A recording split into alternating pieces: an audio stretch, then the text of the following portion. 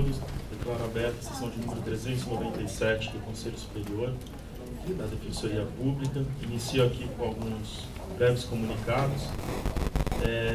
Primeiro, apenas reiterar o que foi divulgado no informativo Gestão da Defensoria Pública. A divulgação e o lançamento agora do sistema informatizado Meu RH e Gestão RH. O Gestão RH ele já vinha sendo utilizado pelos subdefensores e pelos coordenadores de unidade e regional, e agora a gente inicia com o Meu RH, que é um sistema informatizado que permite uma centralização, uma maior autonomia e principalmente uma facilidade na gestão de recursos humanos.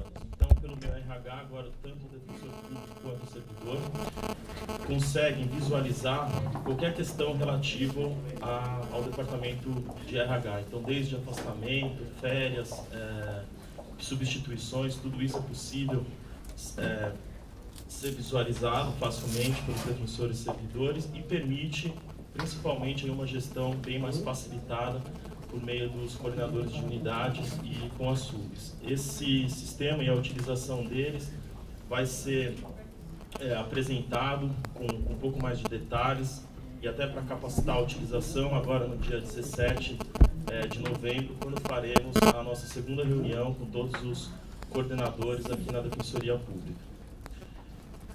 Depois eu queria apenas, mais uma vez, falar sobre os pré-encontros, né? Foram finalizados os dois pré-encontros. Primeiro já tinha ocorrido o criminal, a execução criminal, e no final de semana passado a gente finalizou aí com civil, família e infância. Então, destacar aqui o sucesso do evento em suas duas etapas, né? A importância desses encontros para a Defensoria Pública, para a nossa atuação no dia a dia, e agora nos prepararmos para o dia 29/11, quando teremos então o encontro estadual, que será na Assembleia Legislativa, deixando aqui mais uma vez parabenizando e agradecendo todo o empenho da Escola da Defensoria Pública, que muito bem organizou esses dois eventos.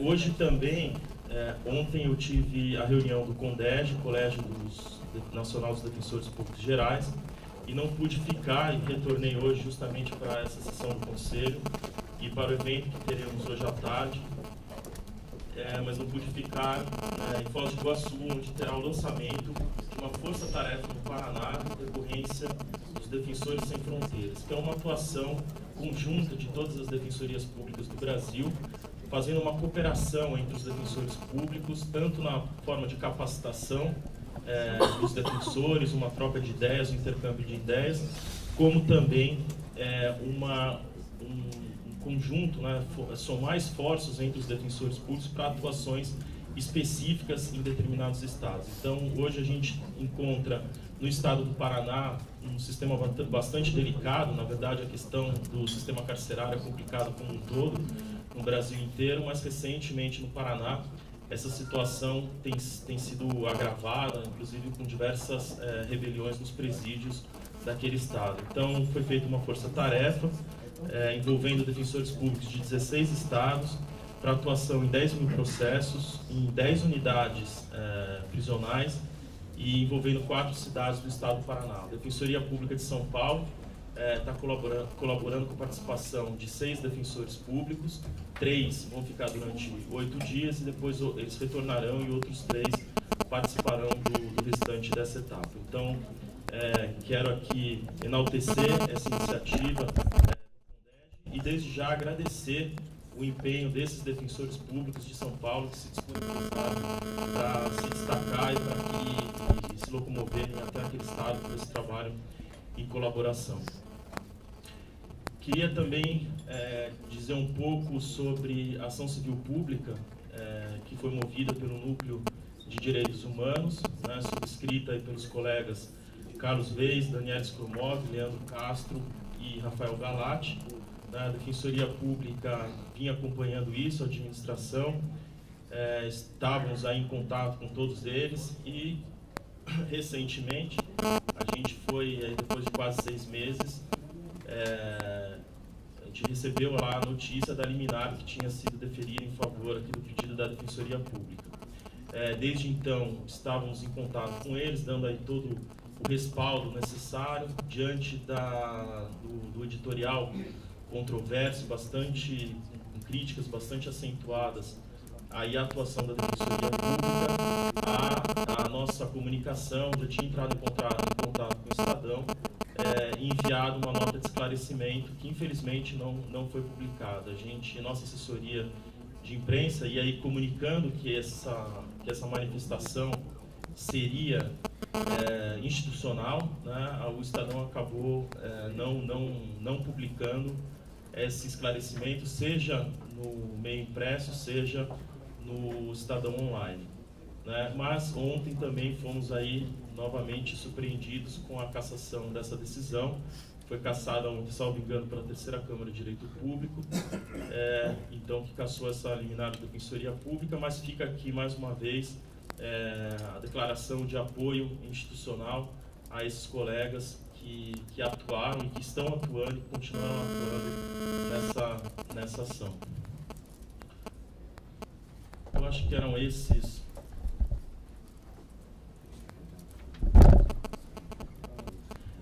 Como eu falei aqui no começo, eu vou só destacar que então no dia 17/11 faremos nossa próxima reunião, que será a segunda reunião comigo, com a Defensoria, a segunda, a terceira, e com representantes da administração de outros órgãos, todos os coordenadores de unidades aqui na Defensoria Pública, no mesmo local, lá no auditório, para que a gente continue debatendo formas de aprimoramento de gestão, de capacitação da gestão das unidades da Defensoria Pública. Então, esse já foi enviado, todos os coordenadores já foram comunicados, então fica aqui mais uma vez esse convite aberto para que todos estejam aqui presentes, para que a gente consiga aí construir conjuntamente a Defensoria Pública.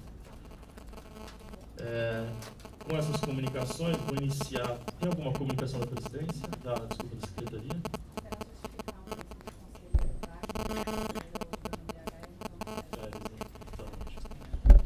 Então, iniciar com as inscrições aqui do Momento Aberto. A gente tem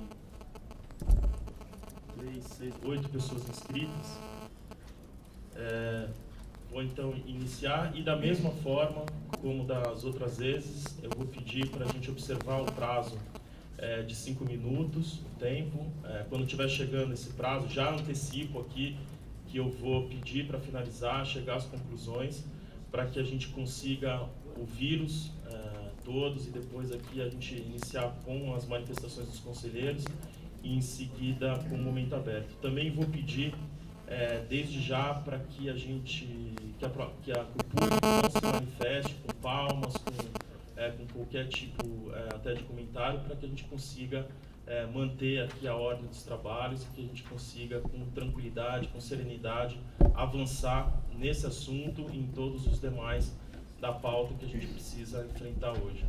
Eu vou chamar o primeiro inscrito, é o senhor Anderson Miranda, do Núcleo de Educação.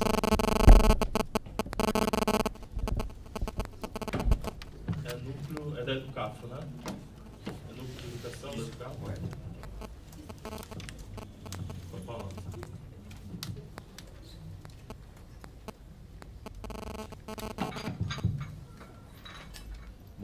Bom dia a todos, senhoras, senhores da mesa, ao público presente. Eu iniciei minha fala sobre a janela de oportunidade demográfica que o Brasil está tendo. Nos próximos anos, aproximadamente 20 anos, pesquisas demonstram que o Brasil terá uma oportunidade de desenvolvimento real que irá colocá-lo num patamar de visibilidade mundial. É essa visibilidade que nós queremos para o nosso país. Caso não sejam tomadas medidas concretas, essa janela de oportunidade vai fechar. E daí, senhores e senhoras, sentimentos amargos serão sentidos com resultados negativos. A Educafro participou essa semana do segundo encontro do Conselho Nacional do Ministério Público no Distrito Federal. E com certeza lá no Ministério avançou muito referente às cotas e ao combate ao racismo e à discriminação. Isso significa, senhores, que para evitar esse fator negativo, é necessário que, diariamente, os princípios fundamentais que são elencados no artigo 5º sejam lembrados. Então, por isso, eu vou citar o artigo 5º da Constituição. O artigo 3º. Constitui objetivos fundamentais da República Federativa do Brasil. O inciso 1. Construir uma sociedade livre, justa e solidária, garantir o desenvolvimento nacional, erradicar a pobreza e a marginalização e reduzir as desigualdades sociais e regionais. Promover o bem de todos, sem preconceito de origem, raça, sexo e cor, idade e quaisquer outras formas de discriminação. Mas o que significa a janela de oportunidades? Significa uma mudança na estrutura etária da pirâmide populacional do nosso país. Ou seja, a nossa população economicamente ativa será constituída por jovens, maior do que a inativa. Isso vai dar um grande desenvolvimento até 2020.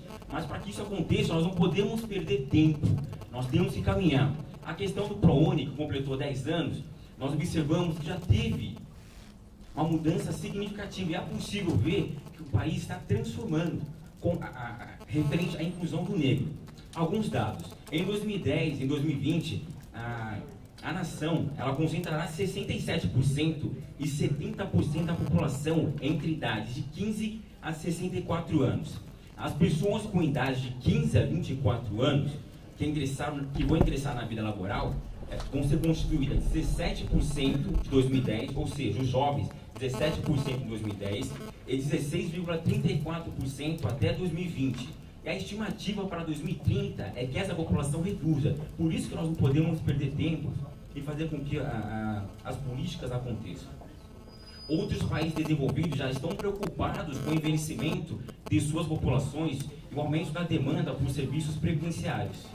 Enfim, senhores, eu encerro minha fala dizendo que eu tenho a total certeza que aqui, na Defensoria Pública do Estado de São Paulo, os senhores vão fazer com que seja uma nação livre, justa e próspera a todos. Obrigado. Obrigado, Anderson. Vou chamar o próximo inscrito, o senhor Luiz Carlos dos Santos, do CONDEP.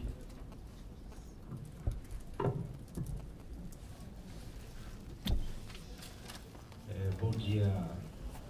Cumprimento a mesa aqui, a pessoa do presidente da mesa, as senhoras e senhores. Eu venho aqui em nome do Conselho Estadual dos Direitos da Pessoa Humana, o CONDEP, de forma unânime na nossa reunião da segunda-feira, em apoiar as cotas dentro dessa instituição. Faço parte também do Movimento Nacional de Direitos Humanos da Seção São Paulo, que também tem lá o seu apoio, as cotas para essa instituição também. É louvável a gente reparar o que aconteceu com os negros no passado, e é de grande importância que essa igualdade seja transmitida e seja de forma aceita dentro dessa instituição que é a Defensoria Pública do Estado de São Paulo. É muito importante quando as instituições elas começam a olhar pelo olhar da transparência, da conscientização de tudo que aconteceu com os negros. É importante também que todas as instituições olhem para o lado e seja um lado de reparação. O Conselho Estadual dos Direitos da Pessoa Humana, de forma unânime, tem mandado várias instituições que fizessem da mesma forma que está acontecendo aqui na Defensoria Pública do Estado de São Paulo. E assim, como eu venho de uma região que é a cidade de Cotia, na nossa região, nós temos lá a Defensoria Pública, que é Osasco. A gente também tem a agradecer o apoio dessa Defensoria Pública do Estado de São Paulo em todo o trabalho da questão de direitos humanos na nossa região. Em outras reuniões, voltaremos aqui até para pleitear a possibilidade de ter defensores públicos na região de Cotia. Tem em Osasco, mas em Cotia há uma necessidade. E aí fica aqui o apoio, em nome do Conselho Estadual dos Direitos da Pessoa Humana e em nome do Movimento Nacional de Direitos Humanos, Seção São Paulo. Muito obrigado. Muito obrigado, Luiz Carlos. O próximo inscrito, o senhor José Adão de Oliveira, do Movimento Negro Unificado.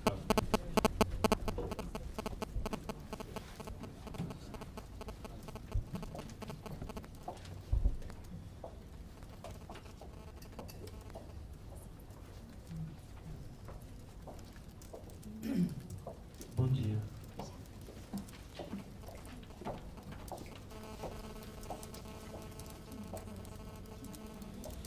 Eu tenho uma satisfação pessoal em estar aqui.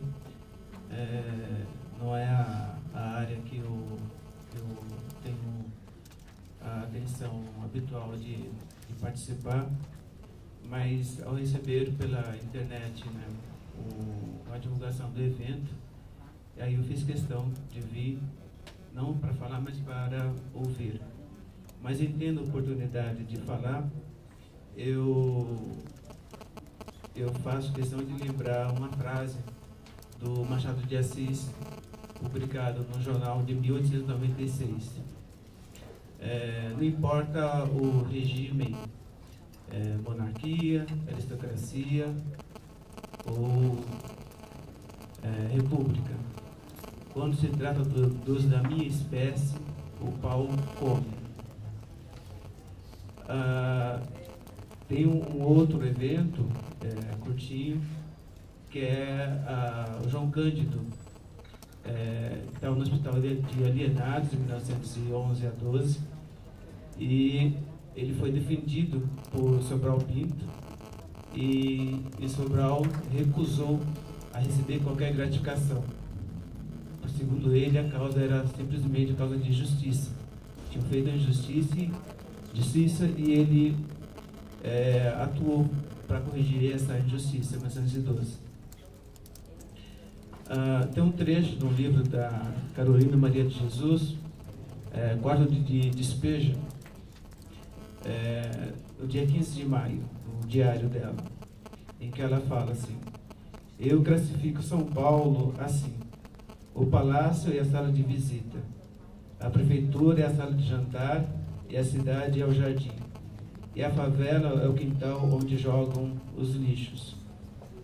E no dia 20, ela disse, registrou: quando cheguei do palácio, que é a cidade, os meus filhos vieram dizer-me que havia encontrado macarrão no lixo e a comida era pouca. Eu fiz um pouco do macarrão com feijão. E o meu filho, o João José, disse-me: pois é, a senhora disse-me que não ia mais comer as coisas do lixo. Foi a primeira vez que vi a minha palavra falhar. Eu disse: é que eu tinha fé no Kubitschek. A senhora tinha fé e agora não tem mais? Não, meu filho. A democracia está perdendo os seus adeptos. No nosso país, tudo está enfraquecendo. O dinheiro é fraco, a democracia é fraca e os políticos fraquíssimos. E tudo que está fraco morre um dia. Os políticos sabem que eu sou poetisa e que o poeta enfrenta a morte quando vê o seu povo oprimido. 1955. Depois veio o período da ditadura e nós estamos aqui. Teve um fato importantíssimo em 1999, que foi a comemoração do milênio da Igreja Católica Apostólica Romana, e nós temos uma formação do direito romano, direito canônico e assim por diante. E o Papa João Paulo II fez uma reflexão profunda e pediu perdão pelos erros que a Igreja Católica Apostólica Romana fez durante o período da escravidão. Nesse período, tinha o Estado, com as armas, tudo, o Estado português, e tinha o Estado religioso. Nós temos várias instituições nesse período, e a Igreja Católica foi uma das beneficiadas por esse processo. Não se deu nenhum valor ao que o Papa João Paulo II fez esse testemunho. Então, quando aqui hoje a Defensoria Pública ela discute a questão das cotas, na verdade é a estrutura do Estado, né, brasileiro, que está refletindo sobre si mesmo. E o jovem falou antes de mim, da Educafro, ele está apontando para o futuro, e a questão básica é essa: que futuro nós queremos? E para encerrar, uma criança, ela nasce e ela, vendo os pais andarem eretos, ela começa a engatinhar e daqui a pouquinho ela está andando ereto também. Nós, negros no Brasil, segundo o professor Eduardo de Oliveira, já falecido em 2012, ele dizia que na juventude dele, ele não podia falar olhando olho no olho de um branco, né? Mas ele levantou os olhos e foi o primeiro vereador de São Paulo em 63. Então o jovem aqui da Educafro, ele está olhando para frente, quer falar de olho por olho, olho no olho, e participar da construção desse país. E essa construção começa por reparar os males que foram feitos, não em função de nós, mas encerrando, para exemplificar as gerações que nascem como é o certo ser feito. Sem reparar, não tem condições. Então as cotas é o primeiro passo para uma nação feliz, justa e igualitária. Obrigado. Obrigado, senhor José. Próximo inscrita, a senhora Ana Bela Andrade, da Comunidade Brasil. Bom dia a todos e todas. Eu gostaria de pedir para a mesa para ver se a gente consegue arrumar o nosso Defensoria Móvel, porque eu soube que para o nosso evento do dia 7, da qual a gente mandou um ofício, para ver se dá para consertar, porque eu não sei bem, porque me mandaram só uma resposta dizendo que o carro estava quebrado. Isso é uma coisa. Outra coisa é ver se há possibilidade de a gente analisar, como no estado do Paraná, que é o meu estado, para fazer as câmaras de conciliação. Porque lá dentro daquela defensoria, eles diminuíram bastante, sobretudo a questão familiar, com as câmaras de conciliação dos defensores, para colocar as partes para conversar. Não sei se isso se fere o estatuto da defensoria, porque eu não sou uma operadora de direito, sou uma operadora da área social. Bom, a questão das cotas é colocar que também lá no Paraná, eles abriram agora 1.200 vagas para defensor e 10% são de cotas para negros. É isso, muito obrigada. Muito obrigado. Próximo inscrito, o Wellington Silva, da Universidade Federal de São Carlos. Sou Regina Júnior. Okay. Bom dia a todos. Venho representando o DCE da Universidade Federal de São Carlos, né? E deixar evidente para vocês que a gente tem apoio aí de vários DCEs aí de federais do Brasil inteiro para estar aqui presente, tá? Bom, queria antes agradecer aí à mesa, né, aos defensores que, enquanto os movimentos sociais estão aqui presentes, estão atentos aí ao que a gente está falando, né, respeitando a nossa presença aqui, né, no recinto, ok? Bom, primeiro eu queria deixar evidente, tá, a posição que a gente toma de defender, durante os 5 primeiros concursos, tá, para todos os cargos da defensoria, uma cota de 70%. Após esses 5 primeiros concursos, é que se consegue matematicamente atingir, tá, no quadro geral, 30% de servidores, defensores negros. Após esses 5 primeiros concursos com 70%, sim, aí se reduziria para 30%, para se manter os 30%, que é o objetivo, né, pretendido pela Defensoria Pública do Estado de São Paulo. Okay? 30%, matematicamente, se conseguiria atingir, né, o quadro efetivo de 30%, com mais de 100 anos aí de concursos públicos sendo realizado um por ano, né? A gente sabe que às vezes são realizadas a cada 2 anos, né? Então demoraria-se 100 anos para atingir o objetivo, partindo-se de uma cota inicial de 30%. Tá? E eu mesmo não consigo entender, né, por que a Defensoria Pública de São Paulo, né, que é um órgão que tem que defender a população, né, não ousa em estabelecer uma cota inicial realmente, né, corajosa, tendo em vista que cotas nas universidades federais foram estabelecidas inicialmente 50%. Tá? Então, assim, se você tem cotas em federais de 50%, por que não cotas de 50% que seja, né, num cargo público, na defensoria pública? O que impede isso? Da gente buscar realmente a efetividade na inclusão do negro. Tá? Bom, queria dizer para vocês que é a hora, tá, da defensoria pública mostrar e dar exemplo para o Brasil, tá? Ter a coragem realmente de ousar nesse percentual de cota, para criar realmente uma defensoria pública etnicamente democrática, com efetividade no processo. Termino com a frase de Mandela: nenhum poder na terra é capaz de deter um povo oprimido, determinado a conquistar sua própria liberdade. Obrigado. Obrigado, Wellington. Próxima inscrita, Esther Rufino, da Educafro, coordenadora de mulheres.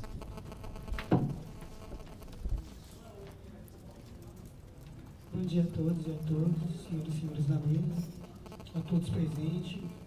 Quero cumprimentar hoje pela primeira vez, acentuando a minha fala corretamente aqui editado, cumprimentar o presidente doutor Rafael Bernetti. Esse não é o meu hábito, mas eu achei interessante que seja nessa terceira sessão desse dia. Também agradecer pelo trabalho que vem realizando desde o dia 23 de outubro, 23, 30, hoje. E a participação de todos, não queria perder por nada essa presença que está presente aqui. E saber que estará aí publicado, a qual deixamos falado aí na primeira sessão. Acho que tenho certeza que isso não ficaria só nas palavras, haverá aí a prática desse exercício. E quero que meus filhos contemplem não só a mãe, que já é o intuito de estar na defensoria do Estado de São Paulo, como também tenho fomentado isso aos meus filhos para que ocupem esses espaços institucionais. Bom, também quero falar, antes de ponderar a fala, deixar que ontem a entidade do CAF fez presente no Conselho Nacional, o segundo encontro nacional do Ministério Público em Brasília, com todos os representantes do Ministério Público. E o encaminhamento principal ali era em relação ao combate ao racismo, ao qual houve destaque para a discussão das cotas, para os concursos de promotores, servidores do MP de todo o Brasil, bem como o enfrentamento do racismo, e que a Defensoria, por ser um órgão que, acima de tudo, deve lutar pela justiça social, colocamos essa fala, então, para esse acompanhamento, realizado ainda ontem em Brasília. Tivemos a participação de nossos representantes, a Educafro se divide, às vezes são várias atividades, e alguns grupos seguem como políticas públicas. Então, o Renato esteve presente ontem lá em Brasília e pôde estar aqui conosco nessa manhã. Também frisar a ausência do Frei Davi, que está acompanhando uma agenda em Catar, no Oriente Médio, a qual foi a única entidade brasileira, que eu tenho muito orgulho de dizer isso, lá junto para a discussão da inovação da educação em todo o mundo. Então, o Frei Davi não está presente conosco por conta disso. Também foi dado, ainda falando do Ministério Público, foi dado o encaminhamento das pautas, queremos frisar bastante, o enfrentamento do racismo nas instituições estruturais. Ou seja, essa é a grande preocupação ainda que se tem, né, de vários movimentos sociais, movimento negro e outros que colaboram, então, para que houvesse esse encaminhamento. Também o cumprimento da legislação ético-racial, a qual a gente pôde ver bastante ali, esse é um comentário meu, do voto do Dr. Horácio, que muito ponderou em relação à Constituição Federal, e como ele colocou, hierarquizou, então a legislação, a Lei 10.639, a Lei da Igualdade Racial, ela acaba ficando aí a desejar. Então, ainda ontem era uma das pautas já previstas, colocada então para para o Ministério Público Federal para que analise de fato e não poderemos futuramente enfrentar essa dificuldade a qual você bem colocou. Também pedimos que, aproveitando também o que estava na ata do voto, que não deixe, pedimos que a sociedade civil não se afaste de todos esses eventos que vier em todo o Brasil. Então, que sempre em todos, como o Conselho Nacional do Ministério Público Federal, aqui como está bem colocado, que não se afaste a sociedade civil da sua participação efetiva, tanto por escrito, como já vem bem lutando, o doutor Silva colocou há muitos anos, né? Não é de agora, essa proposta de sucesso o Instituto Luiz Gama vem trazendo, mas que na efetividade nós possamos estar aqui presentes. Então, essa é a minha fala, quero agradecer e já parabenizá-lo pelas 2 sessões, a qual foi muito interessante estarmos juntos, junto com o Conselho e junto à sociedade civil, trazer o calórico, né? O que realmente sentimos, apesar de ainda, eu particularmente, sociedade civil, lamento alguns critérios, doutor Rafael, e respeito pela casa, mas é ruim sim lamentar a nossa ansiedade de não poder passar. Canalizar ela, né? Ficar horas e horas canalizada dentro de si, isso não é muito comum na sociedade civil, que vive gritando contra a violência, contra o racismo.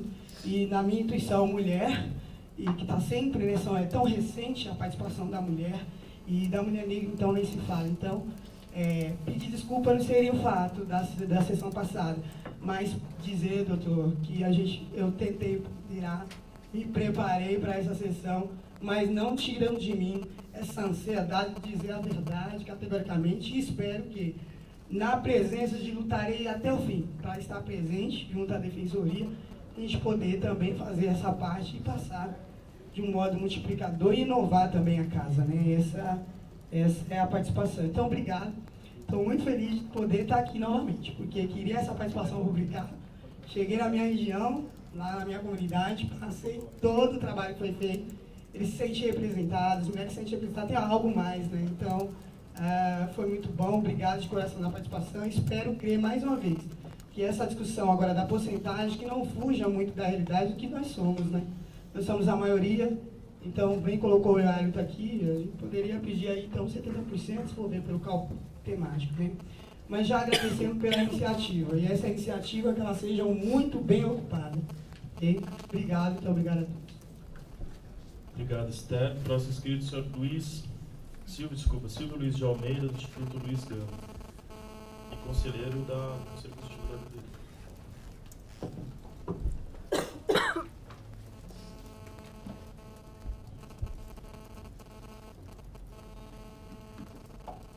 Em primeiro lugar, eu quero cumprimentar a todos e todos os presentes, dizer da minha alegria de participar dessa sessão e dizer que nós estamos vivendo um momento importante, um momento que o Supremo Tribunal Federal já declarou há algum tempo, um momento de experimentação democrática. Aliás, o que é democracia, se não a experimentação, se não o conflito? É o que vemos aqui. E eu acredito que a democracia se faz a partir de momentos como esse, né, em que o uso público da razão é franqueado. E nós estamos aqui, também nessa ocasião especialmente, para tomar decisões que serão importantíssimas. Uma delas já foi tomada, que é o fato de que as cotas étnico-raciais serão implementadas na Defensoria nos próximos concursos, mas é necessário definir os critérios, é necessário definir como será feito. Isso é fundamental, isso é essencial.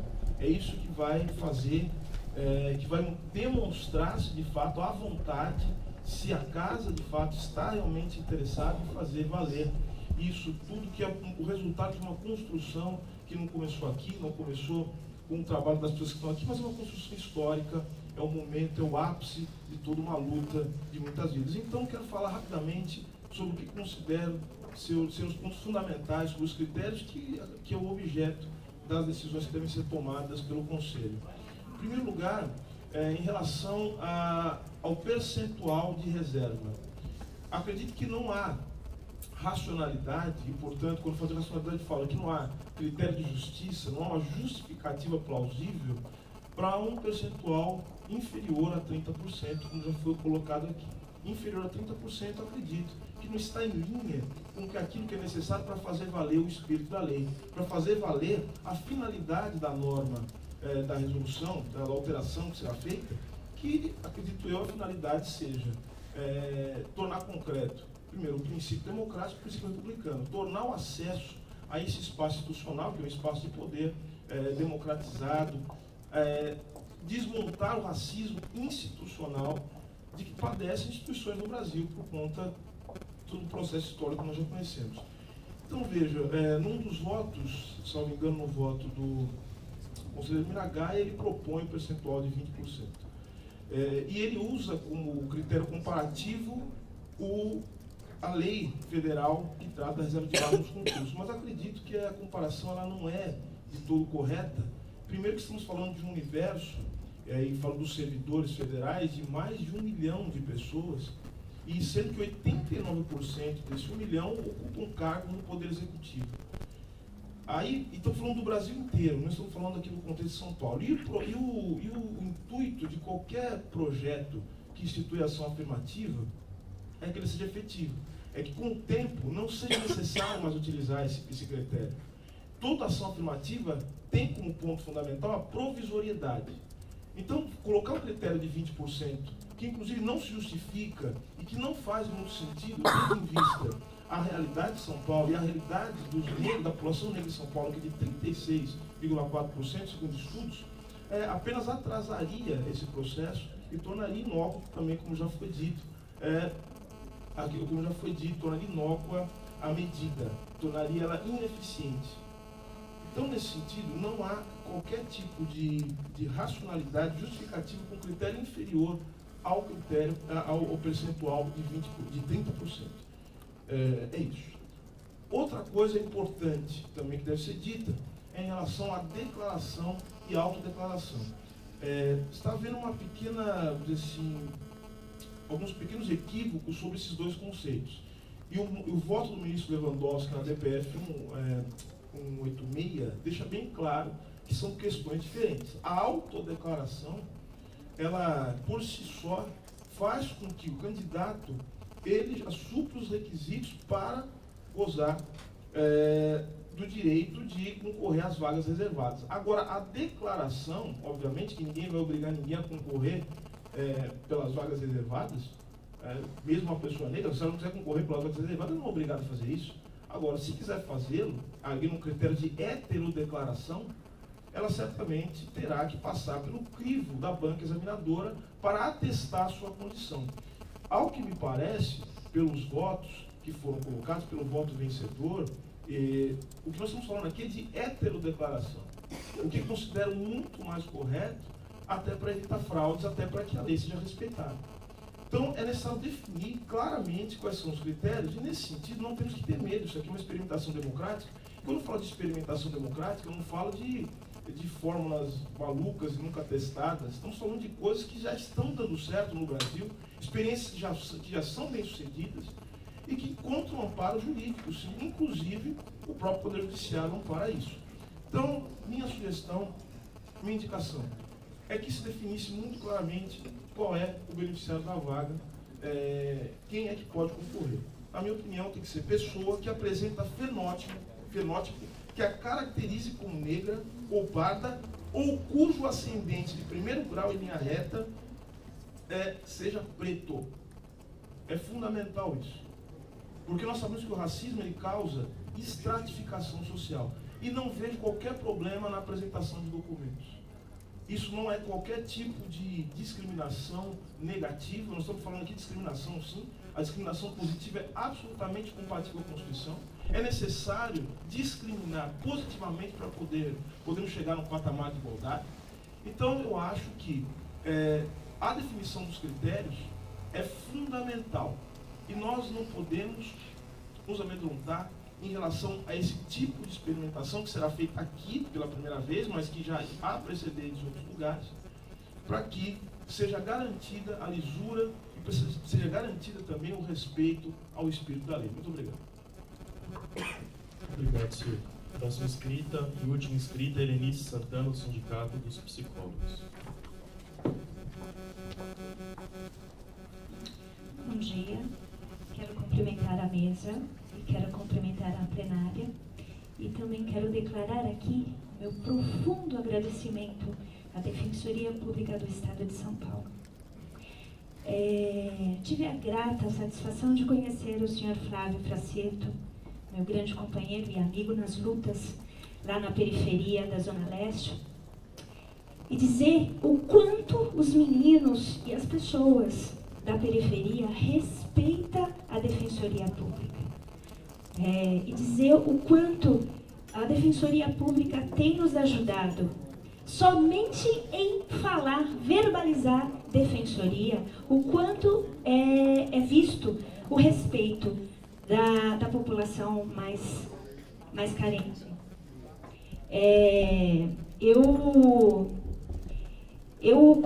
Com relação à Defensoria, né, eu tive a satisfação de atuar junto com o Dr. Flávio Frassetto, né, e ele, nas diligências que ele fez, né, aos aparelhos de medida socioeducativa, né, foi feito aí um trabalho de grande importância, né, junto com o social, a psicologia,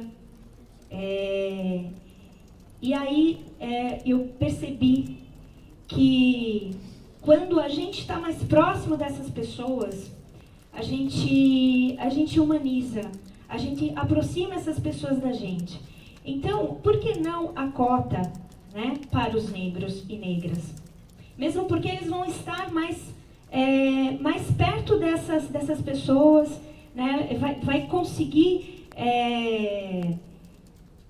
sentir o que essas pessoas sentem, né, porque o sistema diz que a gente tem que estudar, a gente tem que aprender outro idioma, e aí a gente estuda, aí a gente aprende outro idioma, e aí a gente percebe que existem alguns lugares que já existe dono, e que a gente não tem a menor possibilidade de chegar perto.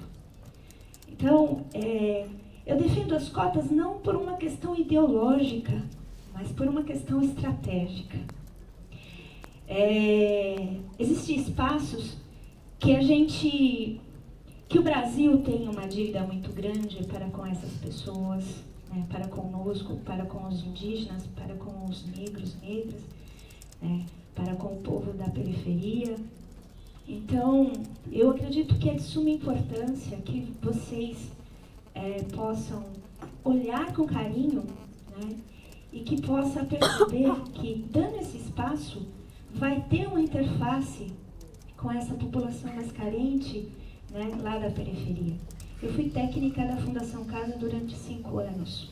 E quando teve a rebelião do PCC, eu estava dentro da comunidade ali do Singapura, e por ter feito um trabalho belíssimo com o Dr. Flávio Frassetto, e por ter feito um trabalho com essa comunidade, eu estava lá dentro. E um dos meninos disse: senhora, a senhora não pode estar aqui. Aí eu disse: não, mas eu vim porque hoje é o dia do seu atendimento, né? E você não pode faltar. Ele falou: não, hoje eu não posso ir. E ele me levou até a saída da comunidade. Então, enquanto psicóloga, enquanto moradora da periferia, né, muitas vezes eu usei o nome da defensoria e fui respeitada. Muitas vezes, na truculência da polícia, né, contra os adolescentes, que ali não tem muita oportunidade, né, porque se ele vai concorrer a uma vaga, são tantos requisitos, e ele chega mas tão machucado, que nem sequer ele se vê pertencente daquele direito. Então, mais uma vez eu afirmo, a cota não é uma ideologia, mas sim uma estratégia para que nós possamos ter um espaço nessa sociedade. E também para que nós, hoje, pessoas negras, negros, nordestinos, indígenas, possamos também dar o nosso melhor. Outro dia eu estava ali na 25 e a mídia não fala as coisas boas que acontecem, né? Quando a gente faz um trabalho legal com as comunidades, quando a gente olha nos olhos do menino, olha no olho daquele pai de família e olha para a alma dele, né? E diz: olha, eu estudei, eu sei mais que o idioma, mas a questão não é você, a questão é esse sistema que é perverso. Esse sistema que sempre vai dizer que nós merecemos a migalha. Né? Nós comemos a migalha que cai da mesa dos donos. Porque existem lugares que já tem dono. Obrigada. A gente encerra as falas agora são os conselheiros. Eu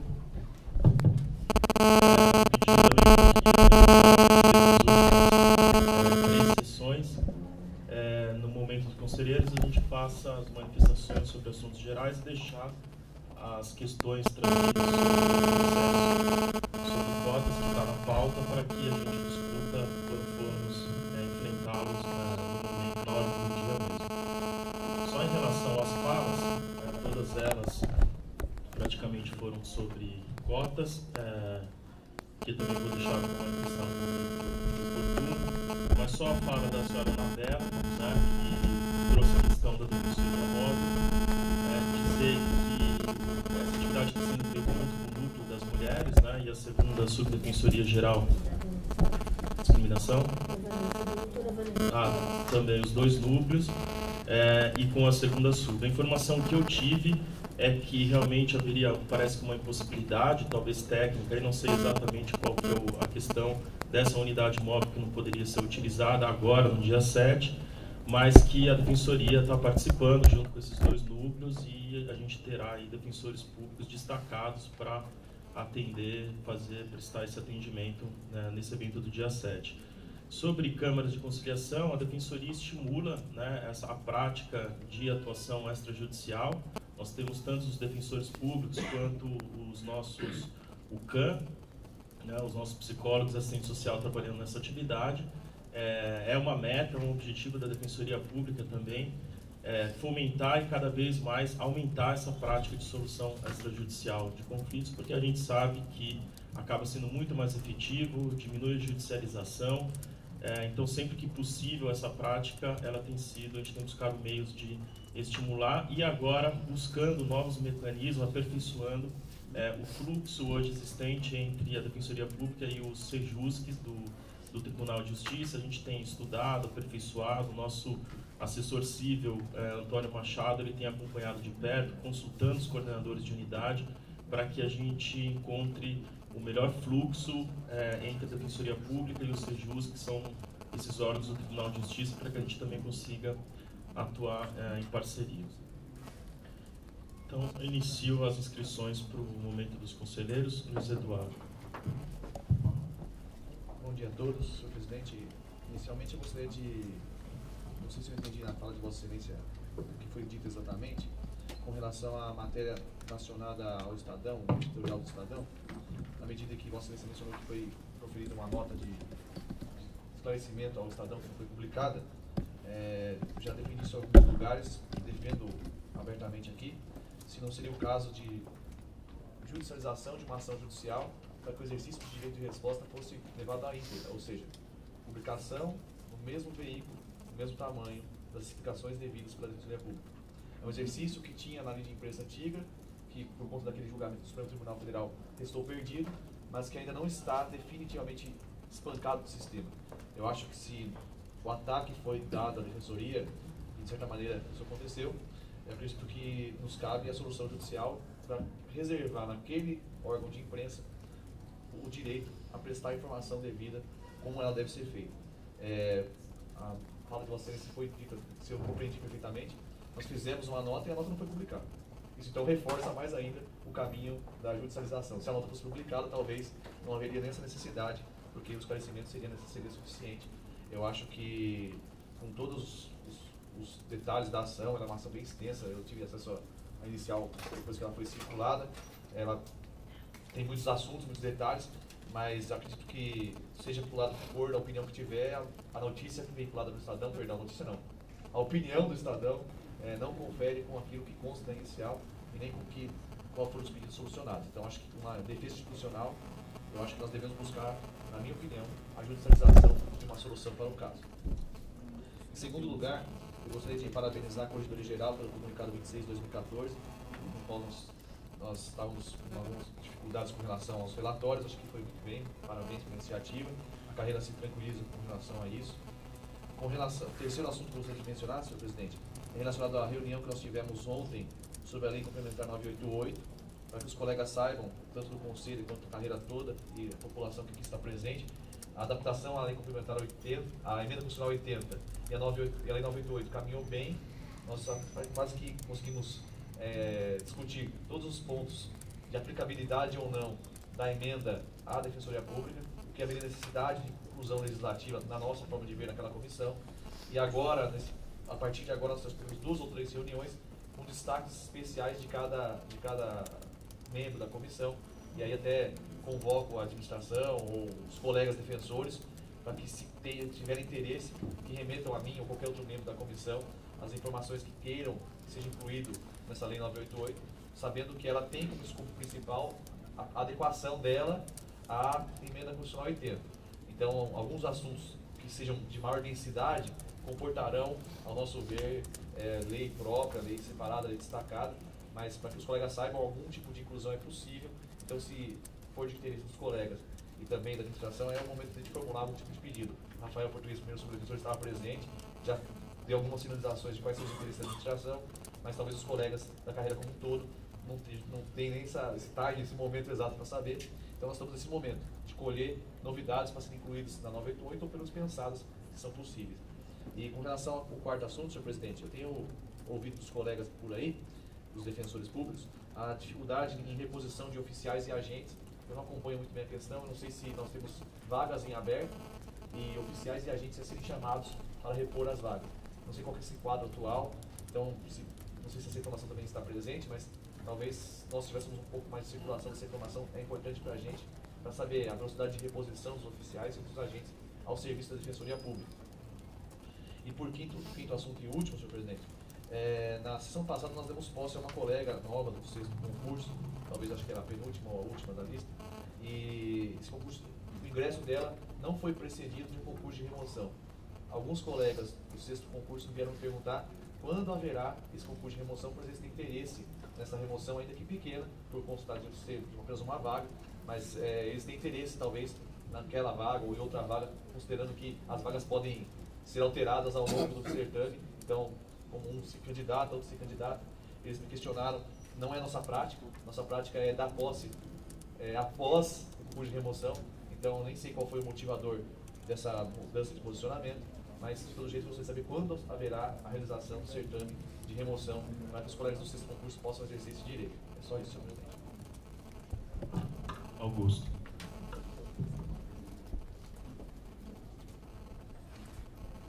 Bom dia a todos também. Queria apenas fazer coro à atuação do Movimento Direitos Humanos.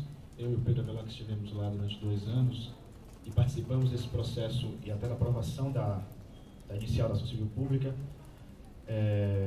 me deixa bastante contente que tenha conseguido, ainda que em sede liminar, alcançar alguns resultados, embora a cassação que tenha havido ontem, mas tenho certeza de que o núcleo vai continuar nessa sua luta para conseguir o resultado final. Já uma manifestação favorável na primeira instância, isso também é salutar.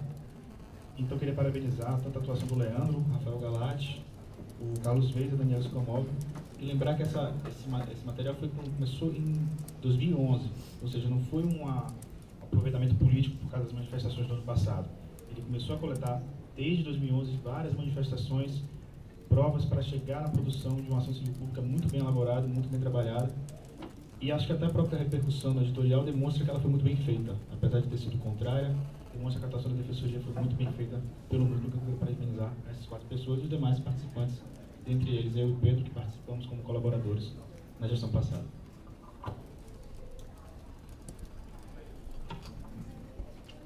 Kátia, concordo.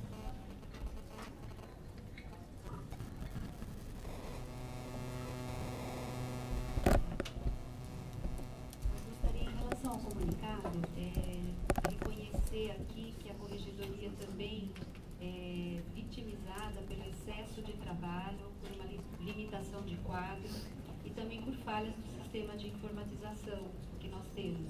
Em decorrência disso, foram emitidos várias cobranças de relatórios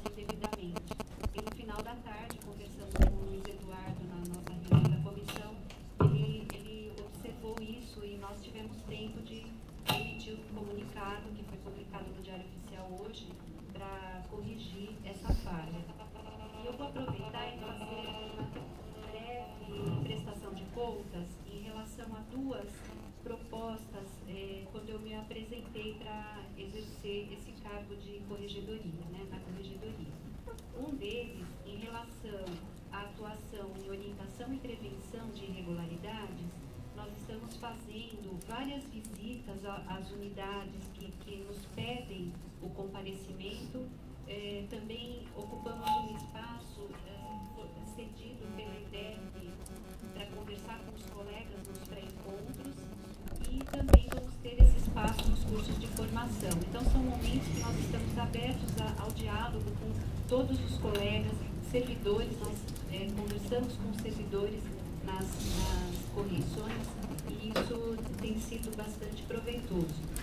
Em relação à nossa atuação voltada à garantia e fortalecimento das prerrogativas funcionais dos defensores públicos, a Corregedoria está agendando, ainda não tem uma data definida, uma reunião com o presidente do TED e outra com o corregedor do Tribunal de Justiça, para tratar do tema da atuação de defensores públicos independente.